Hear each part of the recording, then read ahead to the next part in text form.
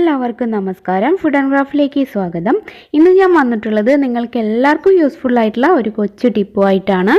നമ്മുടെ എല്ലാവരുടെയും വീട്ടിലുള്ള ഒരു സാധനമാണ് ഈ സ്പ്രേ അല്ലെങ്കിൽ പെർഫ്യൂം. ഇത് ഇപ്പോഴത്തെ കാലത്ത് യൂസ് ചെയ്യാത്തവരുണ്ടാവില്ല.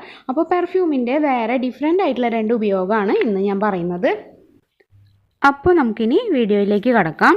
ഞാനിപ്പോൾ ഒരു യൂണിഫോമിൻ്റെ ഷർട്ട് എടുത്തിട്ടുണ്ട്. നിങ്ങൾക്ക് കണ്ടാൽ തന്നെ മനസ്സിലാവും ഒരുപാട് വരകളുണ്ട്. ബോൾ പെന്ന് കൊണ്ട് കുട്ടികളുള്ള എല്ലാ അമ്മമാരും ഫേസ് ചെയ്യുന്ന പ്രോബ്ലമാണിത്.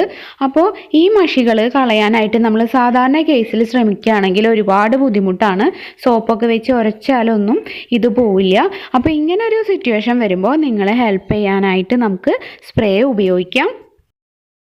നിങ്ങളുടെ കയ്യിൽ ഏത് സ്പ്രേ ആണുള്ളതെങ്കിലും കുഴപ്പമൊന്നുമില്ല. ആ സ്പ്രേ എടുത്തിട്ട് നമുക്ക് ഈ മഷിയിലോട്ട് ഇങ്ങനെ അടിച്ചു കൊടുക്കാം. മഷിയിൽ അടിച്ചു കഴിയുമ്പോൾ തന്നെ നിങ്ങൾക്ക് കാണാൻ പറ്റും മഷി ഇങ്ങനെ പരന്ന് വരുന്നത്. ഇത് നനയ്ക്കുന്നതിന് മുമ്പ് വേണം ഈ ഒരു കാര്യം ചെയ്യാനായിട്ട്. എന്നാലാണ് കറക്റ്റായിട്ട് നിങ്ങൾക്ക് നല്ല എഫക്റ്റ് കിട്ടുള്ളൂ. എന്നിട്ട് കൈ വെച്ച് ഇങ്ങനെ ജസ്റ്റ് ഒന്ന് തിരുമ്പി കൊടുക്കുക. അപ്പോൾ തന്നെ നിങ്ങൾക്ക് കാണുന്നുണ്ടാവും മഷി നന്നായിട്ട് ഇങ്ങനെ ഇളകി പോരുന്നുണ്ടാവും.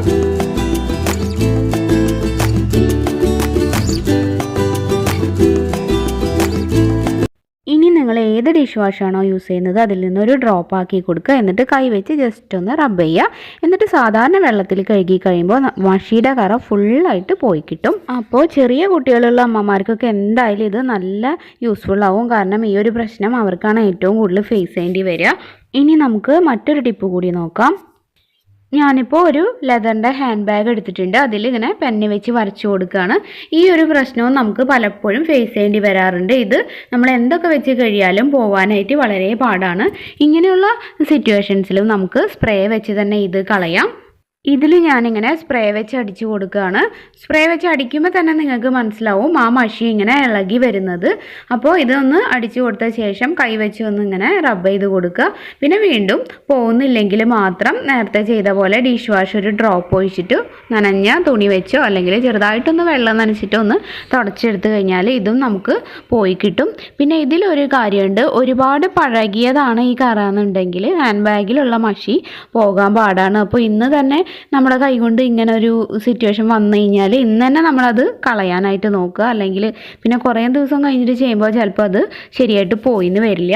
അപ്പോൾ സ്പ്രേ വെച്ചിട്ടുള്ള ഈ രണ്ട് കാര്യങ്ങളും നിങ്ങൾക്ക് എല്ലാവർക്കും ഇനി ഭാവിയിൽ യൂസ്ഫുൾ ആവുമെന്ന് വിചാരിക്കുന്നു. അപ്പോൾ ഇങ്ങനൊരു സിറ്റുവേഷൻ വരുമ്പോൾ ഇതുപോലെ ഒന്ന് ചെയ്ത് നോക്കുക.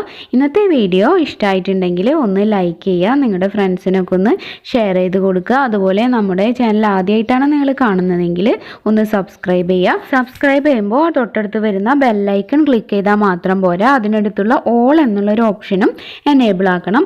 പിന്നെ നിങ്ങൾ ഈ കമൻ്റൊക്കെ ഒന്ന് ഇടുക, അതുപോലെ ലൈക്ക് ചെയ്യുക. അങ്ങനെയൊക്കെ ചെയ്യുമ്പോഴാണ് കൂടുതൽ നോട്ടിഫിക്കേഷൻ വരുന്നത്.